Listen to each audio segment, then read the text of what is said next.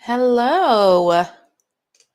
Welcome to our Thursday live. If you're catching the replay, say hello, say replay so I know it's you. Otherwise, I'm just going to spend a few seconds, if you don't mind, for those listening to the replay, making sure we are good to go on this end. My team can hear me and all of that. So give me 1 second because we are live. This happens. Okay.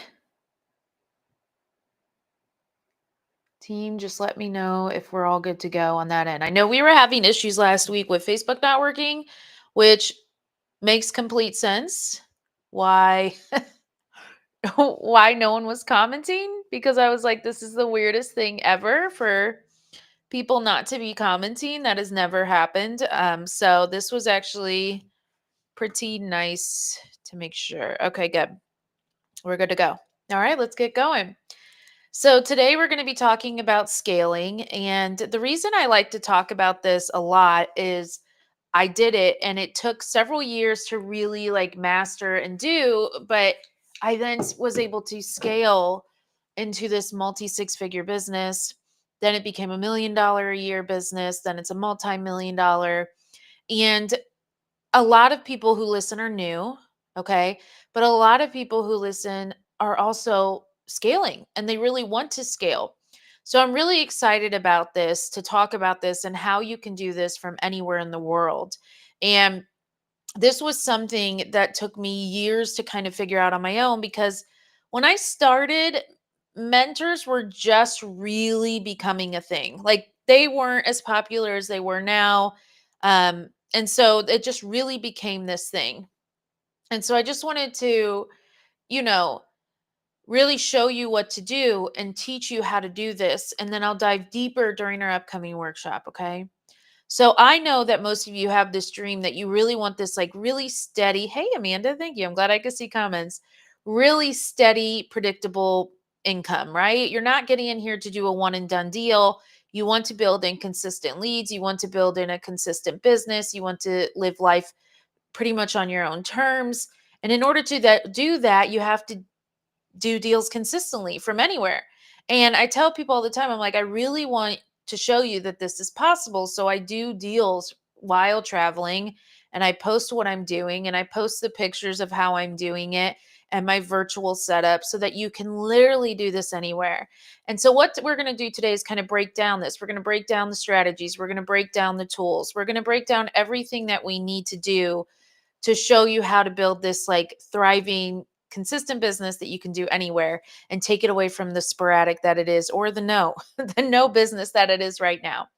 So just a reminder that for every comment that you do, you'll get entered into the raffle that I call at the end of this live. So one comment per entry. We're giving away this portable power bank, which honestly I love. I have one myself. A mindset notebook that's personalized with your name. And it's like this really cute real estate keychain that my sister found.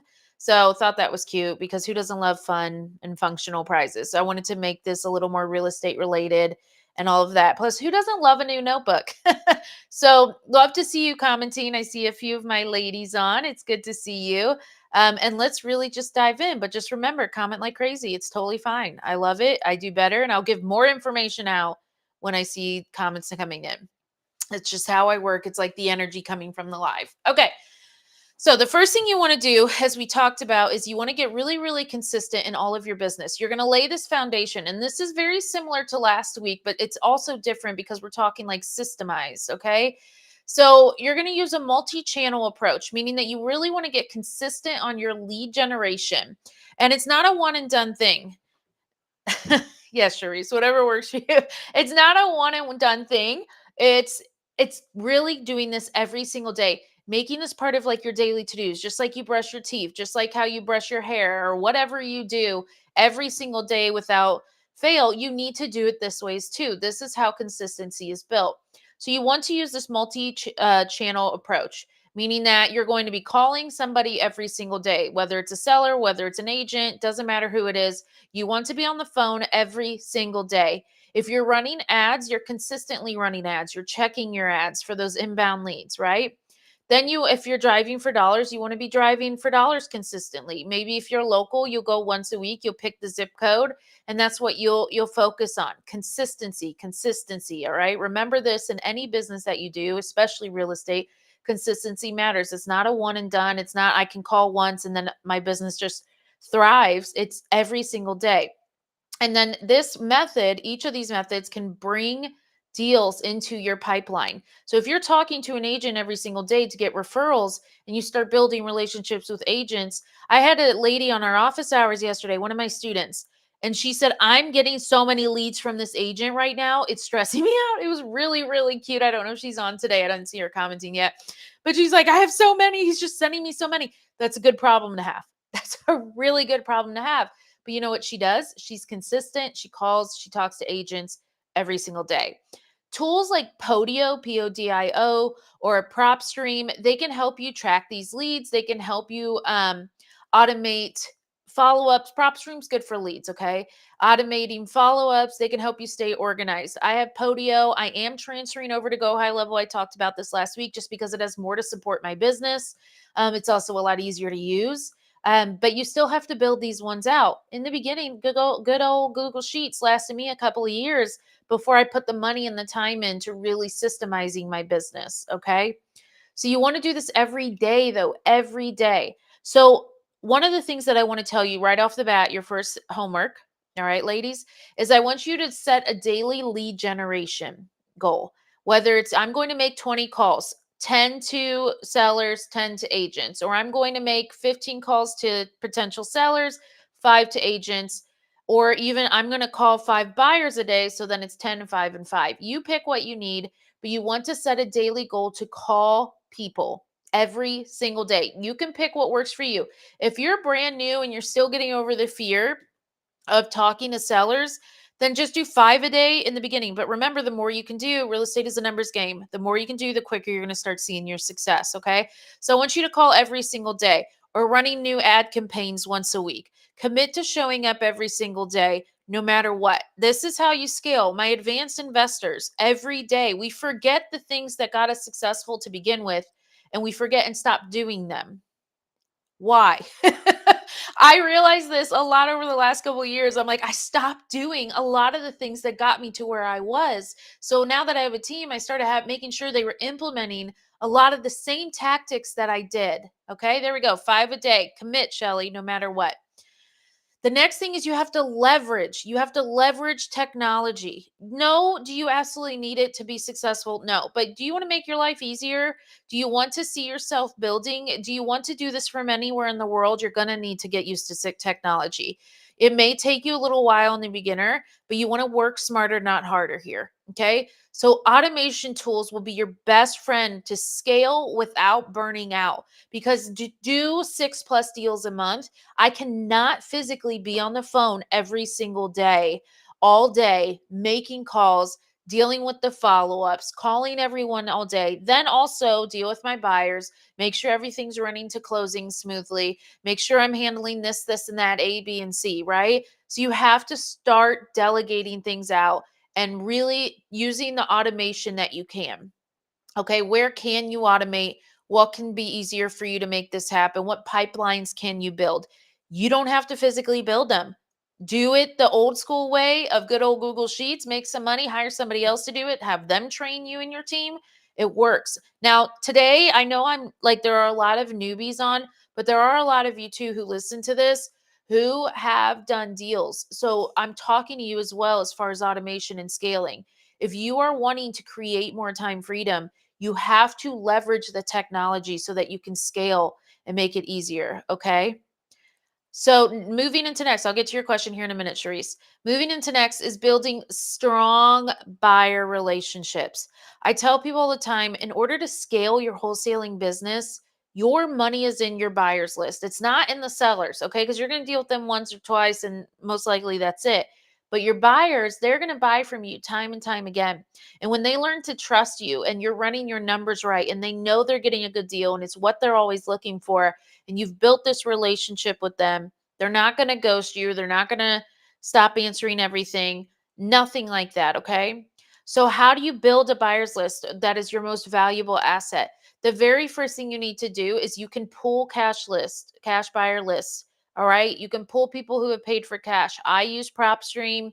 I also, you can talk to agents and have them pull a list. Title companies know people who are buying cash. Talk to them, get out there. You have to have a conversation. This isn't people's business. Okay. And so, really building a strong list is important. All right. If you're like, I don't really want to talk to that, you can do like real estate meetups. You can go to auctions. They're sitting in the audience. They have money they have to buy same day. Investment groups are great for that. Going to local RIAs are great for that. People are in there wanting to buy. They go in there looking for the investors.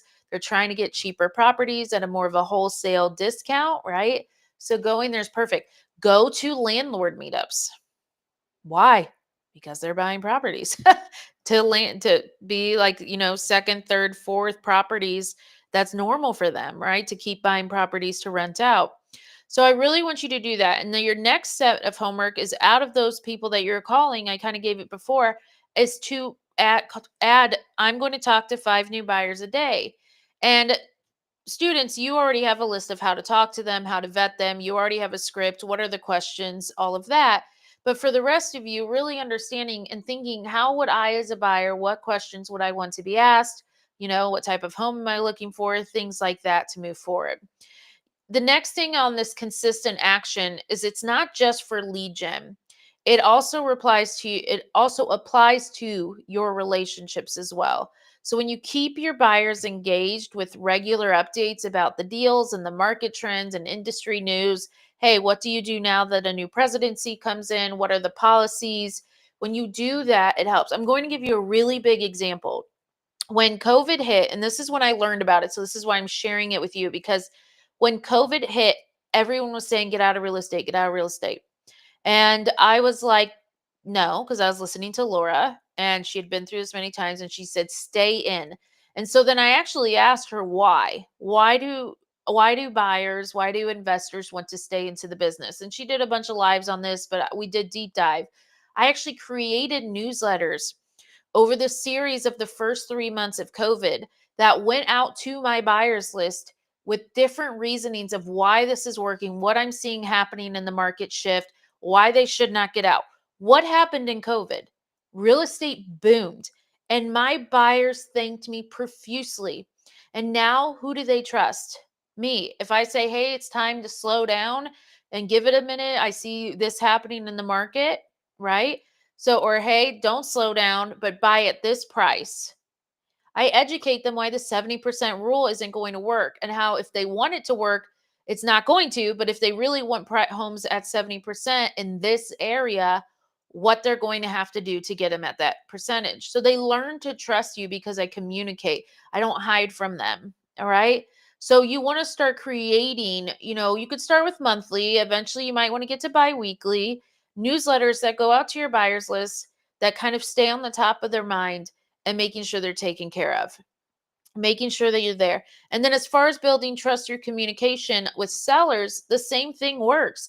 If you say you're going to follow up, follow up. Call them. Say, I will call you back. What day works for you? Oh, a couple of weeks from now? Okay, what time of day works for you? I'll make sure I'll give you a call in a couple of weeks, right? You could set a set time. If they're being weird about it, just say, I'll call you back in a couple of days. Is this around this time good, in a couple of weeks from now? That's what you do. All right. The next thing is as you automate, you want to streamline everything that you're doing. Okay. So from lead to the completion of transaction management, what are you going to do? Now, automation helps you to scale without really sacrificing your sanity. I ask this all the time on events. I said, how would you like to close deals from anywhere in the world? And I don't say it as a crazy thing. You can ask Laura. I've closed deals in Japan, St. Lucia, Italy while I was traveling. It's not always easy. You can ask anyone in my family. My phone is in my hand most of the time if I'm in the middle of a deal. I'm trying to do multiple things at once. I was literally at Tokyo Disney having to take breaks to step aside and get on the phone. This is something that is going to be a part of your life. You live and breathe real estate.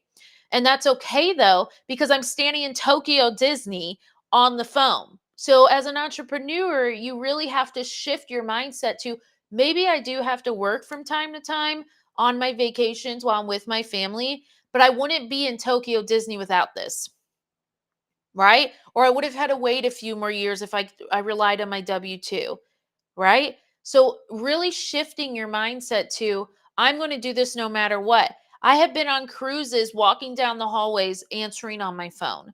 It is what you have to do. But that's also why I'm where I'm at, right? And so that's something that I really try to tell everyone. Is this landing for you? The last thing as far as automation is delegation. This is something that really is important because I have people making phone calls all the time. All the time they're making phone calls. Okay? They're on the phone talking to people while I'm sitting here talking to you. Okay? They're on the phone for 4 to 5 hours a day making phone calls.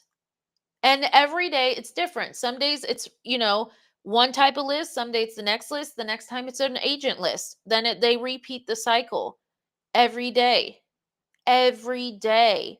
So you start delegating this. That way you can be on cruise ships. That way you can stand in the middle of Tokyo Disney. That way you can go visit your aunt on a last minute flight to Italy, right? And be able to do deals through that. So that is something that I really want to talk about because we really want to think bigger here, okay? And you don't have to do it all yourself. You can outsource tasks like cold calling. You can outsource people pulling lists. You can outsource people running through the data. I keep combining my words here so that you can move forward. All right. So, what is one repetitive task that you can automate? Now, I saw a question here that said, I work 410s. Would a VA to call sellers be helpful? Because I know who you are and because I know you're new to real estate, at least in our program, what I recommend here is that you at least try and do it yourself a few times. Get a deal or two before you start putting money back in. Please listen to me here for everyone. Don't put a ton of money into this business when you don't even know how this business is going to work. You don't know if you're going to like the day to day of it, things like that, right? It's all fun and dandy till we get in. And then you have to decide, do I like this? How is this business going to run? How do I want to delegate this out? Obviously, you're going to get the first thing you hate off. For you working 410s, yes, you're going to hire somebody to call sellers pretty instantly. I would say do a deal, then start hiring someone to call a couple hours a day to help you. All right. The other thing is you're working 410s. Is there a way for you to take a break and get on the phone? So in the beginning, I would use my lunches. Laura had to drive to and from St. Louis when we lived in St. Louis, and she lived 2 hours away. So she would drive and she would use that time to get on the phone. What could you do to make this work for you to where you can see the success as quick as possible? And I'm looking at the chat over here. Sorry, I have 3 screens. So I'm looking at the chat because she asked on Facebook, and that's what I have pulled up over here. And then I see YouTube on this side. Okay. So wanting to understand what works for you. Now, let's say you're doing this and you're just like, I really don't have the time. This is inhibiting me. Then sure. But if you can make the time so that you can learn your business, it will be a lot easier for you in the long run.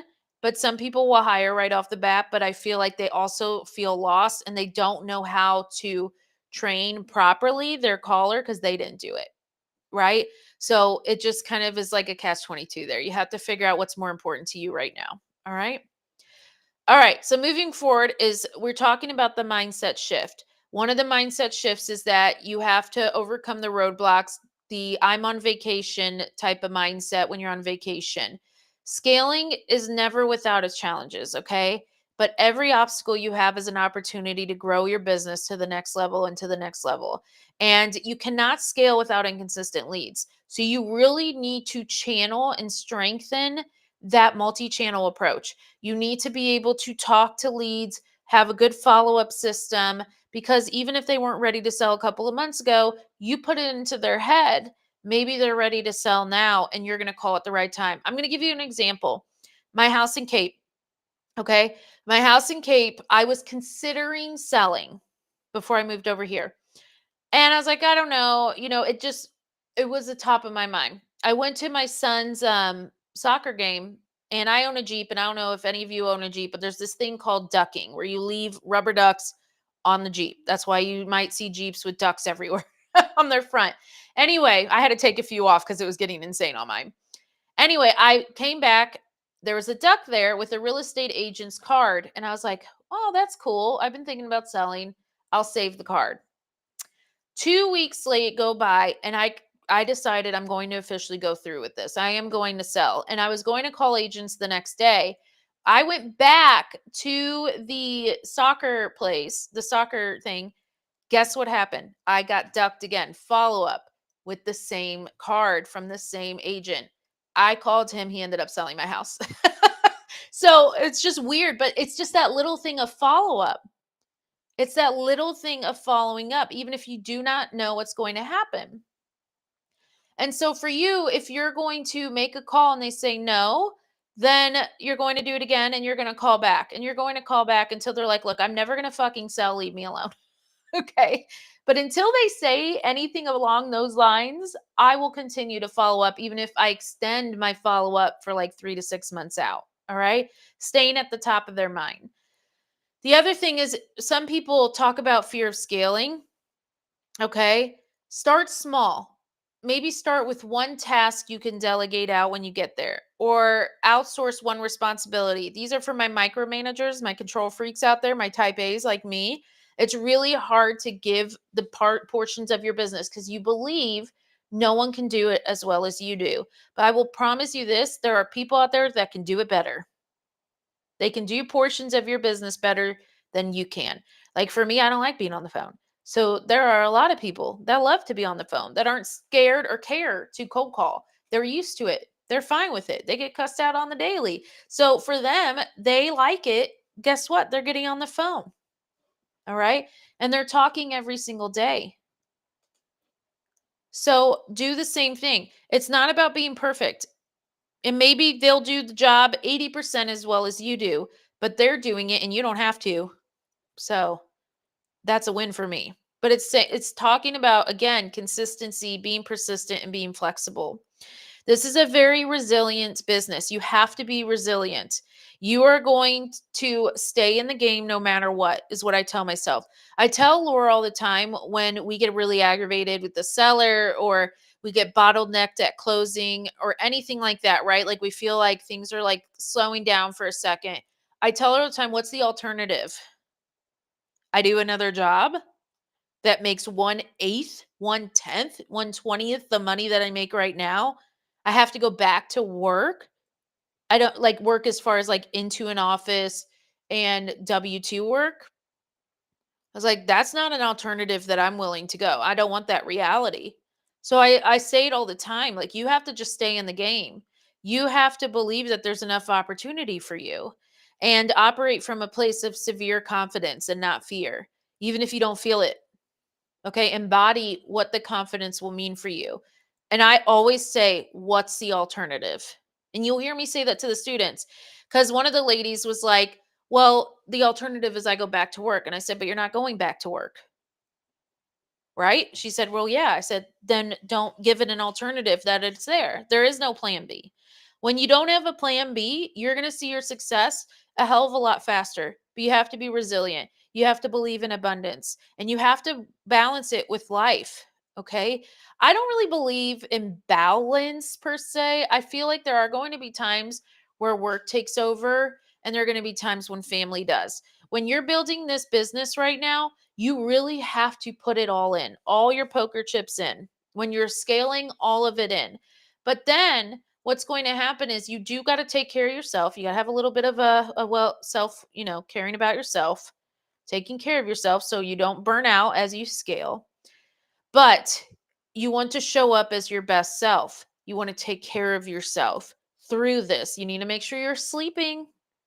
I'm looking at one of my students who's like, I'm up at 1 a.m. doing this. Love that for you. Love that you're that dedicated, but then you're exhausted, right? So making sure there's a good balance here. So I tell my students, if you can't do every day, at least do 1 hour a week that's just for you. No work, no obligations, and use that time to bring something that brings you a plan B. Okay. So I'm going to be talking really in depth, more tactical, more step by step, and all of that here on my upcoming wholesaling workshop on Tuesday. Students, you're already students. You already have it in depth. You do not need to be there, but if you want to be there, of course, I'd love to have you. but I'd rather you work on your business because I see a lot of my ladies commenting. But I have a wholesaling workshop that's going to teach you exactly how to find sellers, exactly what to do. They're going to teach you how to find buyers. I'm going to teach you how to scale. I'm going to teach you how to do this virtually. We're going to go through the transaction flow chart of wholesaling and how it should look. So there's a lot of the hows here. A lot of people ask, well, why do you give it all away for free when you coach? Because my students know damn well they get way more support, right? Because it's not you learning the how's not the issue. It's what to do when you're dealing with sellers. It's what to do when you're dealing with a buyer that's literally driving you nuts. That's the kind of mentorship that you need. It's not all the ins and outs or all the A, B, C's, D's, E's. That's great. But what you need is when the deal starts happening or when you start scaling and you're dealing with a VA that is doing something stupid, what do? When you're trying to put all this CRM together to have a mentor look at it and say, this works, this doesn't, take this out, do this. That's where mentorship comes in. So I don't mind telling you how to wholesale. You can come to my workshop on Tuesday. I don't remember the date. Team the 28th at 8 p.m. Eastern. And you can learn how to get into wholesaling or how to scale your business and more of the nitty gritties. But I try to keep these short for people who are watching later as well. All right, team, if you can go ahead and pull raffle, that would be fantastic. How you claim this raffle is you just email in and uh, to questions at realestateinvestingwomen.com. Sorry, I'm trying to pull up the raffle here. And you have 1 week and we'll send this out. So you'll get your customized notebook. That might take a little longer. It will come through the company we're ordering it through. And then you'll get all this cute stuff, the power bank, the pens, the keychain, all of that. And it's just my way of saying thank you for being on. Thank you for interacting. Thank you for commenting. That's always nice. To be able to see last week was weird. Last week was really good though. So if you didn't watch it, watch. We go live every Thursday at 12 p.m. Eastern, unless there's like a holiday or something going on. So my team is pulling that right now. So if you have any questions about what I covered, by all means, ask away. Yeah, I thought it was cool. I was like, I want that notebook, but I have literally this drawer behind me is full of notebooks. So no more new notebooks for Liz. I did buy one last week though, because I had to have it. I posted it on my story last week. But other than that, that was it. All right, let me see. Up here we go. All right. Our lucky winner of the week is Charisse. Charisse, congratulations. Just email in within a week and we'll get this out to you in the next week. But I hope for today was helpful, at least talking about the mindset behind scaling and kind of some tactical tips. I will definitely dive in deeper on Tuesday for you so that you can learn more the ins and outs of it and like where to pull the list and all of that. But other than that, I don't see any questions coming through.